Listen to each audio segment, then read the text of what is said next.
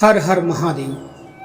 प्यारे भक्तों, महादेव की पूजा करने से ही बड़े से बड़े कार्य भी कुछ पल में ही संपन्न हो जाते हैं।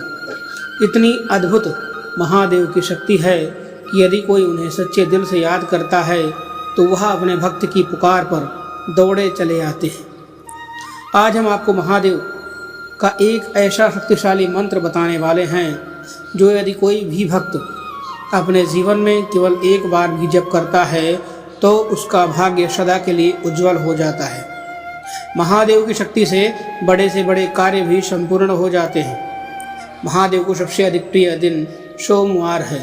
इस दिन यदि आप महादेव के नाम का उच्चारण करते हैं, यदि आप महादेव को पुकारते हैं तो भी आपकी महादेव की कृपा से आपकी कैसी भी मनोकामना पूरी हो जाती है। और यह मंत्र जो हम आज आपको सुनाने वाले हैं, इस छोटे से मंत्र से आपकी बड़ी से बड़ी मनोकामनाएं भी आज के दिन पूरी हो जाएंगी। इस मंत्र के शुरू होने से पहले आप अपनी मनोकामना अपने मन में याद कर लीजिएगा और फिर इस मंत्र को पूर्ण रूप से 108 बार श्रवण करिएगा। यदि आप जाप कर सकते हैं तो बहुत ही उत्तम है। आपकी मनोकामना कैसी भी होगी वह पूर्ण हो जाएगी। कहते हैं यदि आप धन की लालसा करके इस मंत्र का श्रवण करेंगे तो आपको धन की प्राप्ति होगी।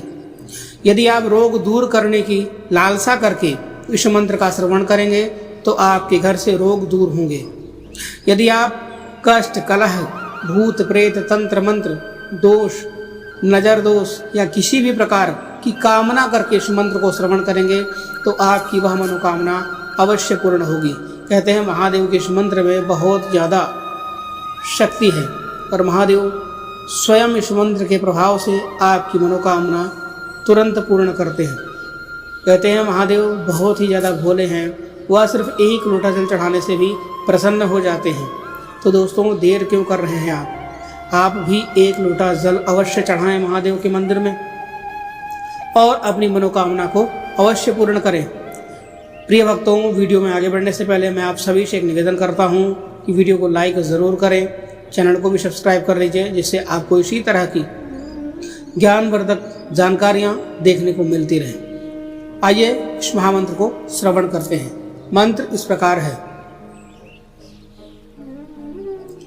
ओम नमः शिवाय। प्रचंडं प्रकृष्टं प्रगल्भं परेशं अखंडं अजं भानुकोटि प्रकाशं त्रयः शूलनिर्मूलनं शूलपाणिं भजेऽहं भवानी पतिं भावगम्यं। शिवाय नमः। ओम नमः शिवाय। प्रचंडं प्रकृष्टं प्रगल्भं परेशं अखंडं अजं भानुकोटे प्रकाशं त्रयः शूलनिर्मूलनं शूलपाणिं भजेऽहं भवानी पतिं भावगम्यं। शिवाय नमः। ओम नमः शिवाय। प्रचंडं प्रकृष्टं प्रगल्भं परेशं अखंडं अजं भानुकोटि प्रकाशं त्रयः शूलनिर्मूलनं शूलपाणिं भजेऽहं भवानी पतिं भावगम्यं। शिवाय नमः। ओम नमः शिवाय। प्रचंडं प्रकृष्टं प्रगल्भं परेशं अखंडं अजं भानुकोटि प्रकाशं त्रयः शूलनिर्मूलनं शूलपाणिं भजेऽहं भवानी पतिं भावगम्यं। शिवाय नमः।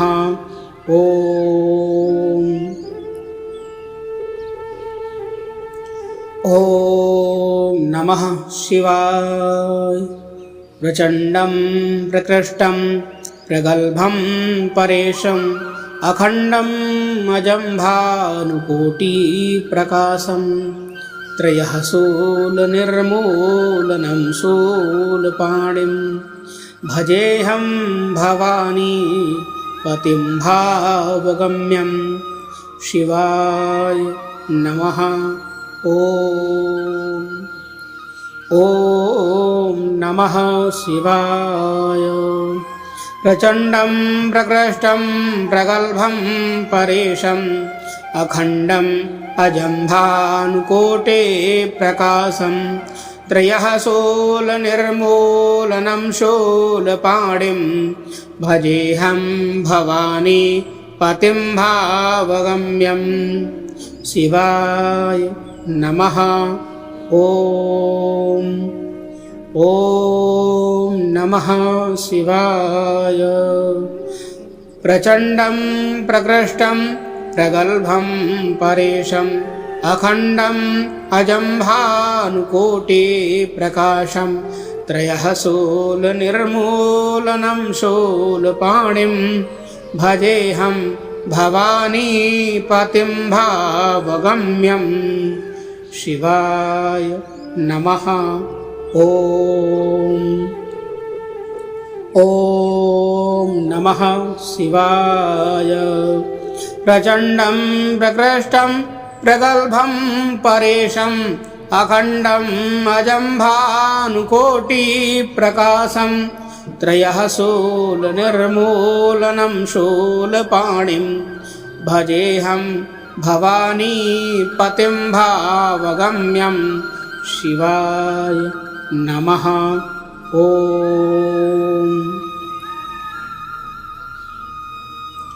ॐ नमः शिवाय। प्रचण्डं प्रकृष्टं प्रगल्भं परेशम् अखण्डम् अजं भानुकोटिप्रकाशं त्रयः शूलनिर्मूलनं शूलपाणिं भजेऽहं भवानी पतिं भावगम्यं शिवाय नमः। ॐ नमः शिवाय। प्रचण्डं प्रकृष्टं प्रगल्भं परेशम् अखण्डम् अजं भानुकोटिप्रकाशं त्रयः शूलनिर्मूलनं शूलपाणिं भजेऽहं भवानी पतिं भावगम्यं शिवाय नमः। ॐ नमः शिवाय। प्रचण्डं प्रकृष्टं प्रगल्भं परेशम् अखण्डम् अजं भानुकोटिप्रकाशं त्रयः शूलनिर्मूलनं शूलपाणिं भजेऽहं भवानी पतिं भावगम्यं शिवाय नमः। ॐ नमः शिवाय। प्रचण्डं प्रकृष्टं प्रगल्भं परेशम् अखण्डम् अजं भानुकोटिप्रकाशं त्रयः शूलनिर्मूलनं शूलपाणिं भजेऽहं भवानी पतिं भावगम्यं शिवाय नमः।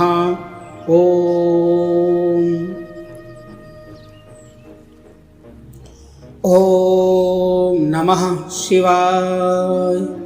प्रचण्डं प्रकृष्टं प्रगल्भं परेशम् अखण्डम् अजं भानुकोटिप्रकाशं त्रयः शूलनिर्मूलनं शूलपाणिं भजेऽहं भवानी पतिं भावगम्यं शिवाय नमः। ॐ नमः शिवाय। प्रचण्डं प्रकृष्टं प्रगल्भं परेशम् अखण्डम् अजं भानुकोटे प्रकाशं त्रयः शूलनिर्मूलनं शूलपाणिं भजेऽहं भवानी पतिं भावगम्यं। शिवाय नमः। ॐ नमः शिवाय।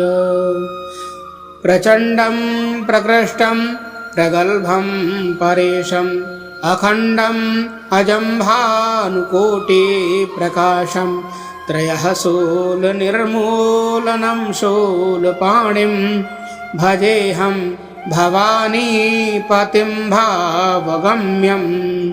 शिवाय नमः। ॐ नमः शिवाय। प्रचण्डं प्रकृष्टं प्रगल्भं परेशम् अखण्डम् अजं भानुकोटि प्रकाशं त्रयः शूलनिर्मूलनं शूलपाणिं भजेऽहं भवानी पतिं भावगम्यं। शिवाय नमः। ॐ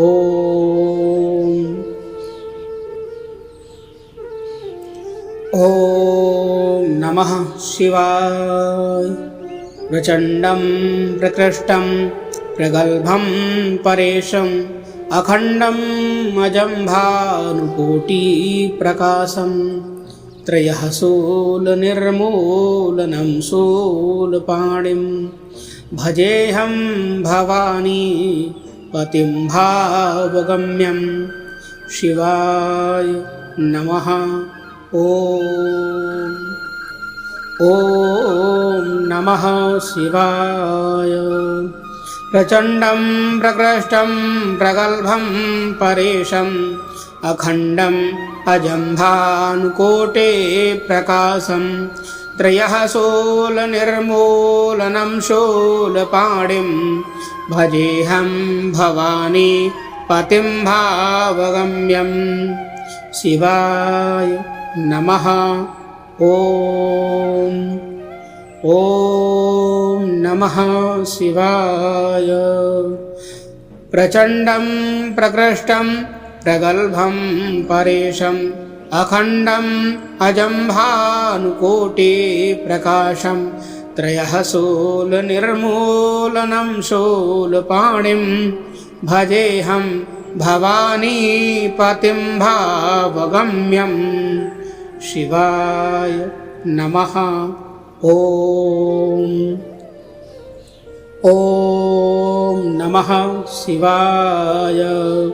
प्रचण्डं प्रकृष्टं प्रगल्भं परेशम् अखण्डम् अजं भानुकोटि प्रकाशं त्रयः शूलनिर्मूलनं शूलपाणिं भजेऽहं भवानी पतिं भावगम्यं। शिवाय नमः। ॐ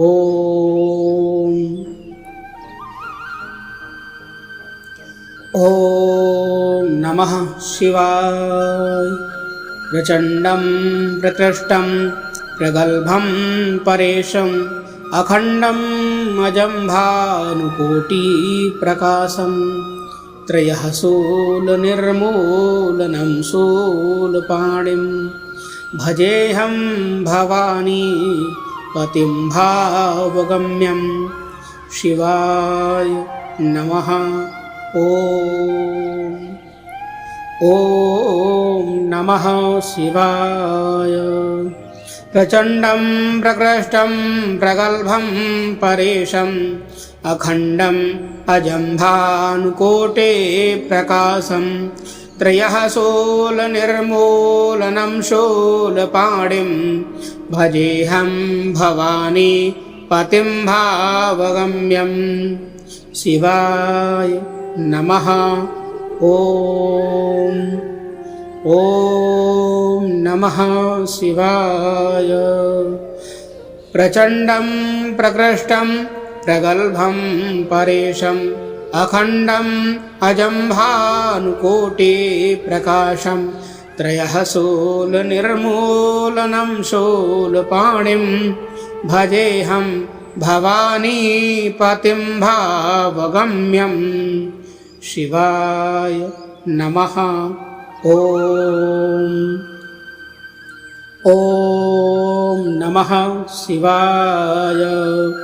प्रचण्डं प्रकृष्टं प्रगल्भं परेशम् अखण्डम् अजं भानुकोटिप्रकाशं त्रयः शूलनिर्मूलनं शूलपाणिं भजेऽहं भवानीपतिं भावगम्यं। शिवाय नमः।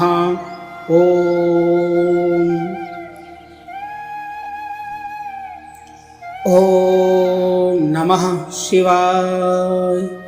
प्रचण्डं प्रकृष्टं प्रगल्भं परेशम् अखण्डम् अजं भानुकोटिप्रकाशं त्रयः शूलनिर्मूलनं शूलपाणिं भजेऽहं भवानीपतिं भावगम्यं।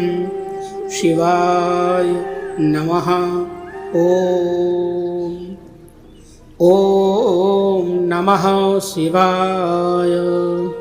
प्रचण्डं प्रकृष्टं प्रगल्भं परेशम् अखण्डम् अजं भानुकोटिप्रकाशं त्रयः शूलनिर्मूलनं शूलपाणिं भजेऽहं भवानीपतिं भावगम्यं। शिवाय नमः। ॐ नमः शिवाय। प्रचण्डं प्रकृष्टं प्रगल्भं परेशम् अखण्डम् अजं भानुकोटिप्रकाशं त्रयः शूलनिर्मूलनं शूलपाणिं भजेऽहं भवानीपतिं भावगम्यं। शिवाय नमः। ॐ नमः शिवाय। प्रचण्डं प्रकृष्टं प्रगल्भं परेशम् अखण्डम् अजं भानुकोटिप्रकाशं त्रयः शूलनिर्मूलनं शूलपाणिं भजेऽहं भवानीपतिं भावगम्यं। शिवाय नमः। ॐ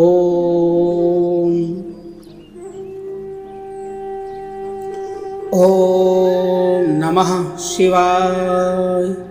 प्रचण्डं प्रकृष्टं प्रगल्भं परेशम् अखण्डम् अजं भानुकोटिप्रकाशं त्रयः शूलनिर्मूलनं शूलपाणिं भजेऽहं भवानीपतिं भावगम्यं। शिवाय नमः। ॐ नमः शिवाय। प्रचण्डं प्रकृष्टं प्रगल्भं परेशम् अखण्डम् अजं भानुकोटिप्रकाशं त्रयः शूलनिर्मूलनं शूलपाणिं भजेऽहं भवानीपतिं भावगम्यं। शिवाय नमः। ॐ नमः शिवाय। प्रचण्डं प्रकृष्टं प्रगल्भं परेशम् अखण्डम् अजं भानुकोटिप्रकाशं त्रयः शूलनिर्मूलनं शूलपाणिं भजेऽहं भवानीपतिं भावगम्यं। शिवाय नमः। ॐ नमः शिवाय। प्रचण्डं प्रकृष्टं प्रगल्भं परेशम् अखण्डम् अजं भानुकोटिप्रकाशं त्रयः शूलनिर्मूलनं शूलपाणिं भजेऽहं